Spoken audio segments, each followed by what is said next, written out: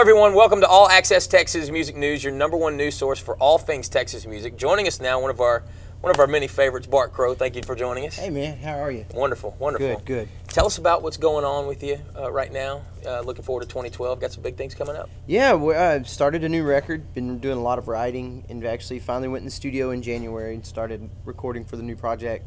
Actually laid down some vocals this last week on those 6 songs. We'll go back in March, cut another 6 or 7, and then probably do the rest of it around April, and see what happens from there. Got a single that we're talking about now, Not Going Crazy. Tell us a little bit about that, how that's Not Going Crazy came, my bass player, friend of mine, Matt Slagle, and I hooked up and just jammed out one day, and we were going to write a song, and so he laid down some. We kind of tried to do it different, because usually I come up with melody and key and pitch and lyrics.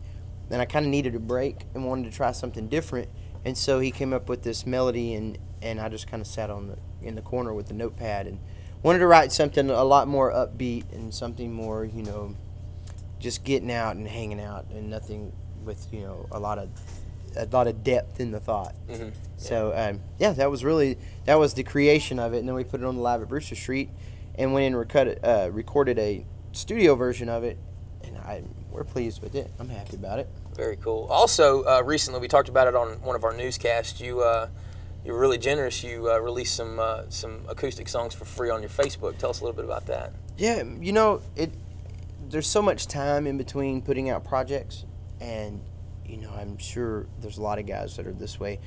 But you constantly write, and you're always trying to write the next song and trying to write, and stay sharp. I know I read a lot of guys that'll write once a day, even if it's in a notebook or a spiral or a diary of some sort, but they try to sharpen, and it makes perfect sense, but I'm not one of those people. I can't do that.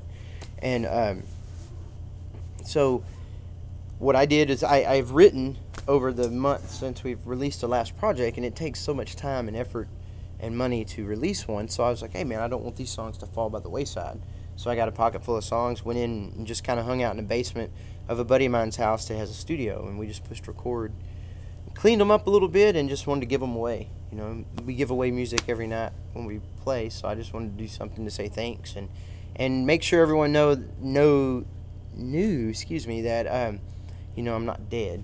I'm still writing new stuff, and so I just thought it'd be a cool thing to give back. That's awesome, man. Also, where else can they go to buy the Brewster Street CD and also check out your tour dates? Man, you can go to iTunes, of course, and tour dates, you can go to bartcrowband.com. You can link it from our Facebook page, Bart Crow Band, and then I believe Walmart, Best Buy, Hastings, and most places that sell music are supposed to carry the records. Very nice, very nice. Here's something we do with everybody. We're calling it the Gauntlet. Okay. It's a bunch of random questions that you've I like that. Probably been asked before, but then again, maybe you haven't been asked before. Who knows? Are you ready? Yeah, bring it. All right, tell us, what is the worst hangover you've ever had? Oh my God. I think I'm 35 now. I think every one of them now. But my worst, years ago, we played at a place out off Possum Kingdom Lake, and it was BYOB, and we were a pretty young band, probably 2-3 years old then, and it was all about partying and good time, and we were doing a 2-night stint at this place, and a buddy of mine was like, man, you worried about weight? Drink vodka. No problem. And I just discovered vodka tonics, and I drank an entire bottle of, I'm sure then, before I discovered quality vodka, I'm sure it was probably like Skull vodka or something. And I was sick all night. I don't remember leaving the bar. I remember this feeling, thinking in my horrible state of feeling like, oh my God, am I in high school again? Because I was out in the van with the doors open and the breeze was blowing, and it was so awesome, but just sick as a dog. I could still see everyone else in the bar, like the band. It was way late. And then we go stay at the cabin, and I got on the fold-out bed, and the damn couch folded up with me in it, and I just slept there all night. And the next day was just throwing up all day long in the shower, just every time I moved, every time I blinked, and we still had to play another set that night. And this was back in the day of 4-hour sets, and it was just brutal. Oh, gosh. It was horrible, dude. And again, like I say, in every hangover I've had since about 33 years old are horrible, and they continually get worse. But they're not like that one. They're not like that. They're not like that, they just take longer to get over with. It's like what I used to could feel like after 20 beers, I feel like after 8. There's nights I don't even drink and I wake up the next day like, what? Why do I have a headache? We can all relate to that one.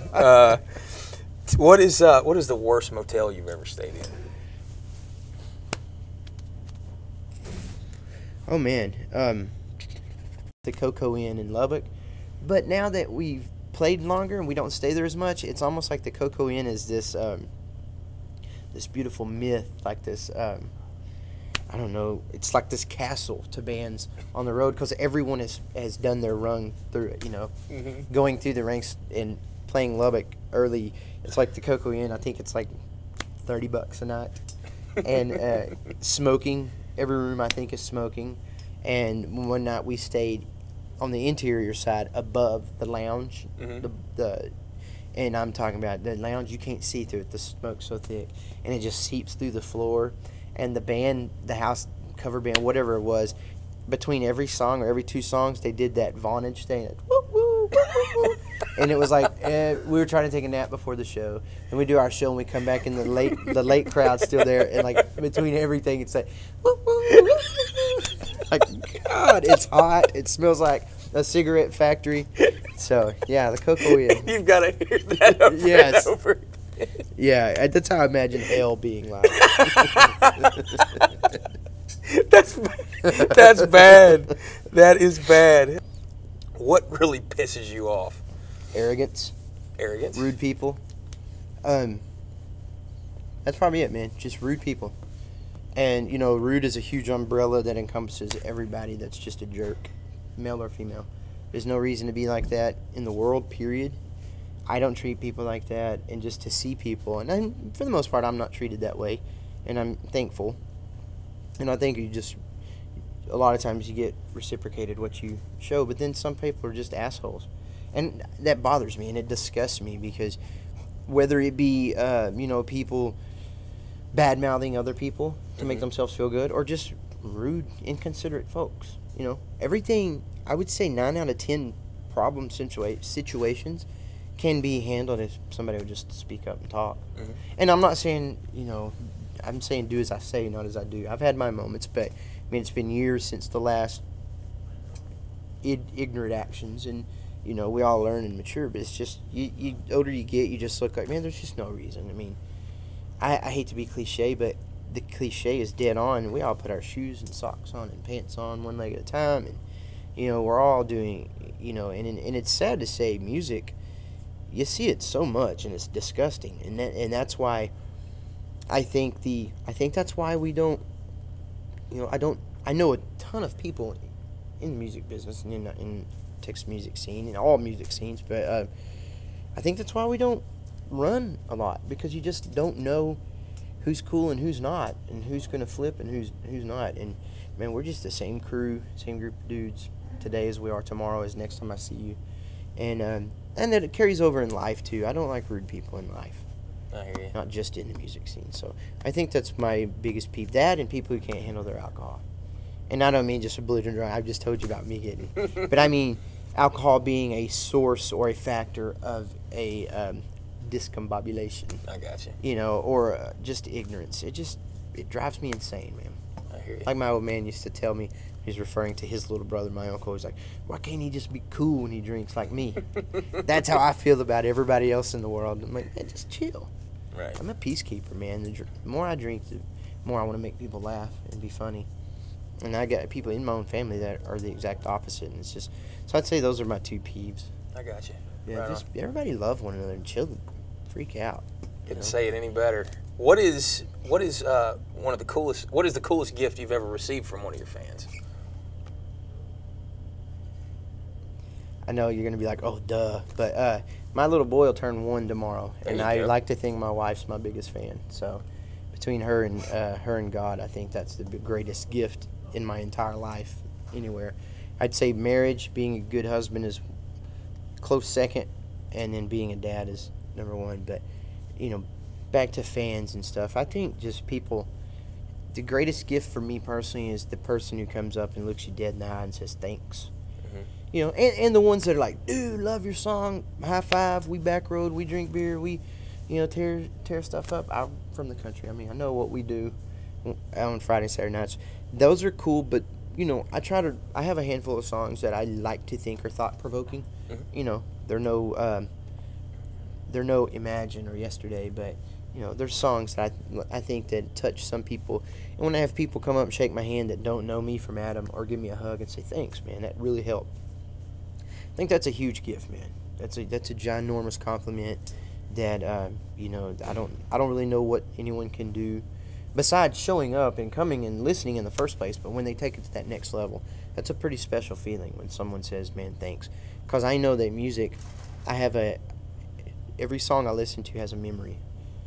Be it falling down stupid drunk, or falling in love, or getting my heart broken in junior high school, all through, you know, 20s or whatever. Music is like the tool that keeps you trucking and keeps you going and keeps your memories alive from the good and bad times of your growth.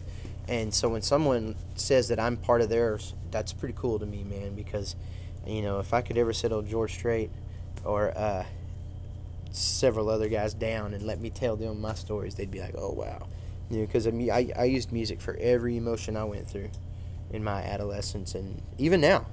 Yep. I mean, last night, we listen to records a lot at my house, and my wife and I have been in this huge Neil Young and Bob Dylan kick.